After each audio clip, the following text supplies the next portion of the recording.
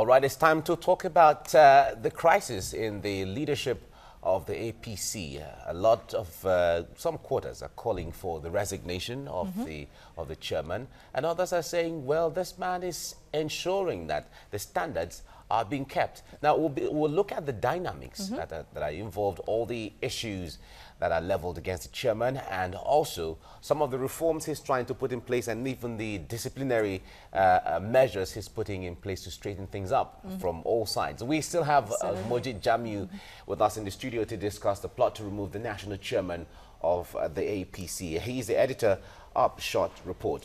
Mojid, it's good to have you join us still. Thank you for staying with us. Thank you.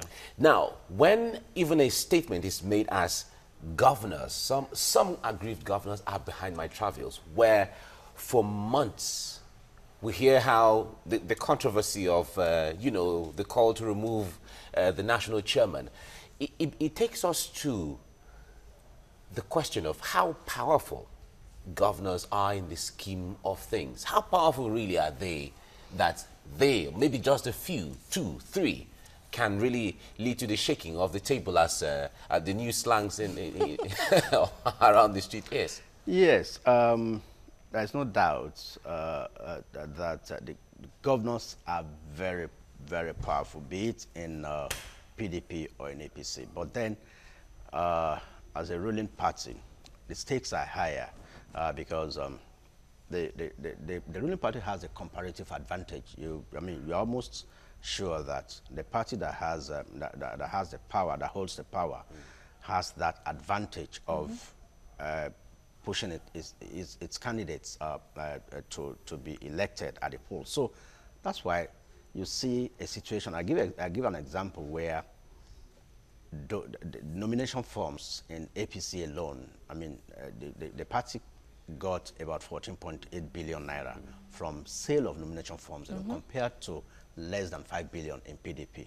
So it gives you a view. I mean, they are contesting for the same number of positions, but then you see APC garnering up to about 14. So you see that the stakes are higher. And there are some governors who feels that whatever they do in APC, I mean, nobody can question it. And they believe they are so close to the presidency that they are even the presidency, or rather the cabal. So they see it as an absurdity for the chairman of the party, whom they just put in June to replace Oyegun, whom they thought had little or no power. I mean, they see Oshiomhole as somebody who has come in. But then, anywhere you see a reform, then you see this kind of development happening. Oshiomhole came with the issue of direct primaries. This is the first time direct primaries are being used in most states of the federation. So you don't expect the governors who lost out to just and direct primaries is certainly going to take powers away from the governors, so, and put it in the hands of the local government chairman, in fact. Local government chairman and the general people. Well, you know, they say that politics is, of course, local. Yeah. And, of course, like you've already said, the governors see themselves as godfathers, or they want to be godfathers once they ease themselves out of power. So, but then, we're looking at the style of how Oshiomhole has been able to, you know, maybe unite the party so far, even though there are still some conservative members of the APC within saying that they do not see him as a true leader of the ruling party. So, on one side, the accusation of bribery, which Oshiomhole has denied. On the other side, his competence. Has he really done the job of uniting the APC? Because that was basically why he was brought in. Yeah, if you talk of uniting the party was in dire straits, I mean, at a point. And there's no way you have, I'll give you an example of Ogun, for example. You have the vice president from Ogun State, that's the number 2 man. And whether you like it or not, in the party hierarchy, the number 2 man is higher than that of a governor. So in a place like Ogun, I expect that the governor would carry the VP along in taking some decisions. It won't be unilateral, no matter how close you are to the president. And you will have a president who will ensure that he respects his number 2 man by not siding with a governor, even though the governor might be his friend. And that is Buhari for you. So I was not surprised by what happened in Ogun State, where Dapo Abiodun, as the candidate, as against the preferred choice of Amosun, who is Akinlade, a House of Reps member. But I think the VP is also in support of Dapo Abiodun. So that's a critical case of where Buhari will stand on the side of truth.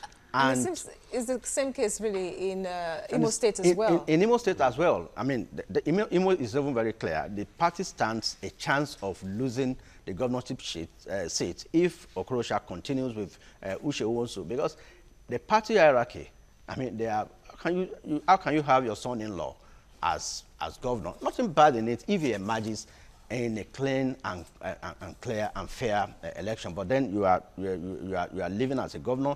You have the Senate ticket. Your daughter has the House of Reps ticket, and your son-in-law will have the governorship seat. No, and there are reports that 2 or 3 of the cousins also have House of Assembly tickets. So, for Oshiomhole, he said... He called it a dynasty. This is not a dynasty. This is democracy. So, that's for Imo State. And in Zamfara, where the APC has lost out, that's another critical case of where Oshiomhole is trying to say that this will serve as a deterrent to other governors, that power resides with the people. It's trying to cut the powers of the governors. We've seen a situation in Lagos where the incumbent is not returning, but then is cooperating with his party, and everything seems to be going on. Where direct primary was used. Where direct primary was used. So, but in some states, we had indirect, like in Kaduna, for example, indirect primaries was adopted, and even in Oyo, but then the aftermath of those primaries were well managed. So there is no way you will have a seamless transition, especially when Oshiomhole is moving from consensus and indirect to a situation where we have direct primaries, which gives the power to the locals, to the local governments, and those are the grassroots. Well, it's a developing story. Let's see how Oshiomhole fights back. He's already saying that Saraki should take back his words, or else they will meet in court. Well, Saraki has also responded. Let's get the thought. All right, it's really interesting. Yeah, Majid Jamiu, Upshoot Reports editor and social commentator. Thank you for staying with us for this period. Thanks very much.